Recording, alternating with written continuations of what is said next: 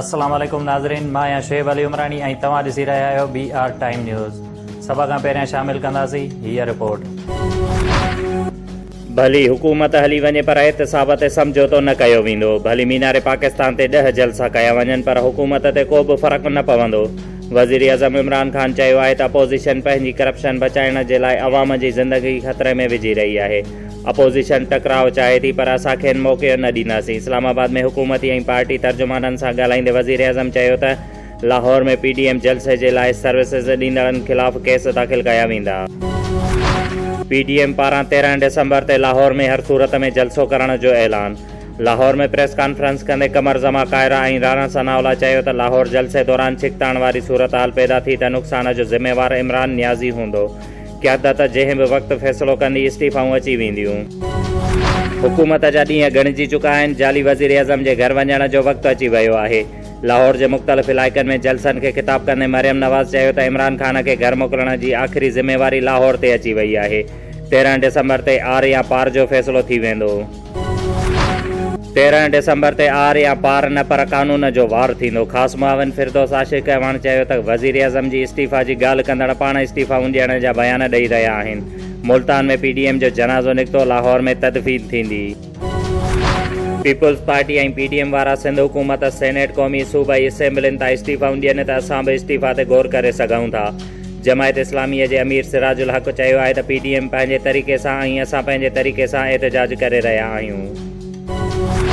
वफ़ाक़ी सरकार सूबाई हुकूमतुनि खे सियासी ऐं मज़हबी पार्टियुनि जो हथियारबंद विंग्स ख़तमु करण जी हिदायत करे छॾी। वफ़ाक़ी घरू वज़ारत जे सेक्रेटरीअ पारां सूबनि खे ख़त लिखी चयो वियो आहे त मुख़्तलिफ़ सियासी ऐं मज़हबी जमायतुनि पंहिंजूं हथियारबंद विंग्स बणाए रखियूं आहिनि, जेका आईने जे आर्टिकल 265 ऐं नेशनल एशियन प्लान जे 3 नुक़्ते जी भञ कड़ी आहे।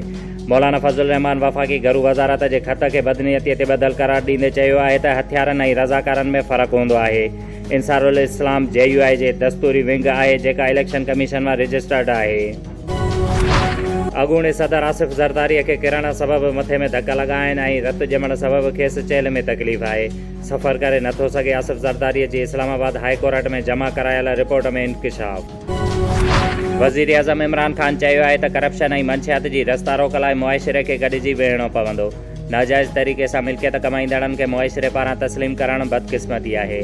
रावलपिंडीअ में AMF हेडक्वार्टर जे नई इमारत जी इफ़्तिताही तक़रीब खे ख़िताब कंदे वज़ीर आज़म चयो त माज़ीअ में मंशियात ऐं करप्शन जे फ़ैसिले सां केतिरनि ई माण्हुनि चूंडियूं खटियूं। मंशियात यूनिवर्सिटीज़ ताईं पहुची चुकी आहे। असांखे नौजवाननि जे मुस्तक़बिल जो सोचणो पवंदो। सिंध हाई कोर्ट सूबे जे समूरनि DCs खे तरक़ियाती फंड्स जा तफ़सील तस्वीरुनि सिधो पेश करण जो हुकुम ॾेई छॾियो। गैस एंड ऑयल कंपनीज़ पारां मक़ामी ॻोठनि खे सहूलियतूं फ़राहम न करण ख़िलाफ़ सिंध हाई कोर्ट में तौहीन अदालत केस जी ॿुधणीअ दौरान समूरनि DCs रिपोर्ट पेश कई।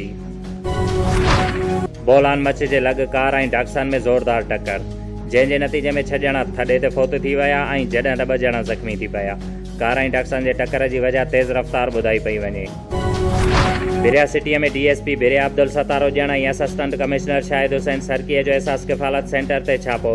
सवें औरतुनि खां 500 खां 1000 रुपया कटौती करण ते ATM मशीन वारनि ते केस दाख़िल।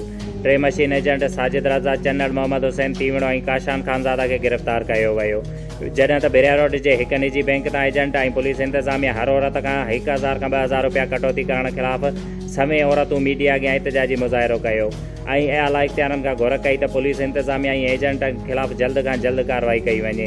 असांखे जेका पैसा मिलनि पिया उन मां 1000 खां 2000 रुपया इहे फ़क़ीर फुरियो पिया वञनि।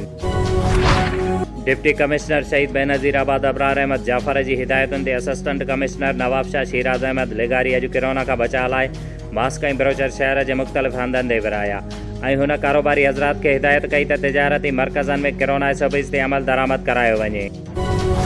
पाकिस्तान तहरीक इंसाफ़ जे यूथ विंग जे सूबाई अॻवान इम्तियाज़ अली राजपर जी अॻवानीअ में सक़ाफ़ती रैली कढी वई, जंहिं में PTI जे आबिद लाशारी, यासीन ख़ासकेली ऐं ॿियनि पिणु शिरकत।